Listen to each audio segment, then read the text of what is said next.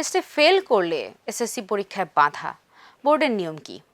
এ নিয়ে আলোচনা শুরু হওয়ার পর সেখানে নিয়ম বহির্ভূত কৌশল নেওয়া হয়েছে কিনা সেটি জানতে নাসিমা কাদির মোল্লা হাই স্কুলের কাছে ব্যাখ্যা চেয়ে ঢাকা মাধ্যমিক ও উচ্চ মাধ্যমিক শিক্ষা বোর্ড ঘটনার সার্বিক সত্যতা যাচাই এবং প্রতিষ্ঠানটির বক্তব্য জানতে স্কুলকে গত 16 আগস্ট একটি নোটিশ দেয় শিক্ষা বোর্ড।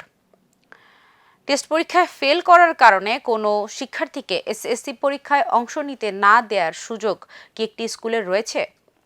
এ বিষয়ে শিক্ষা বোর্ডের নিয়ম কি?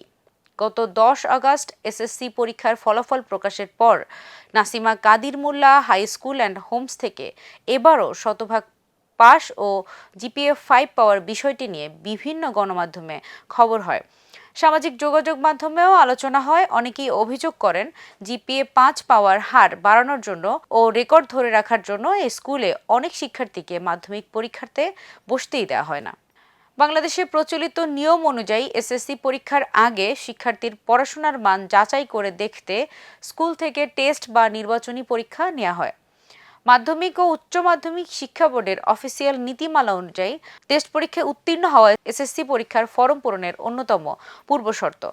বোর্ডের পরীক্ষা পরিচালনা সংক্রান্ত নীতিমালায় বলা আছে, বোর্ডের কেবলমাত্র বৈধ রেজিস্ট্রেশনধারী এবং টেস্ট পরীক্ষায় উত্তীর্ণ ছাত্র ও ছাত্রীরাই পরীক্ষার আবেদন ফরম পূরণ করতে পারবে।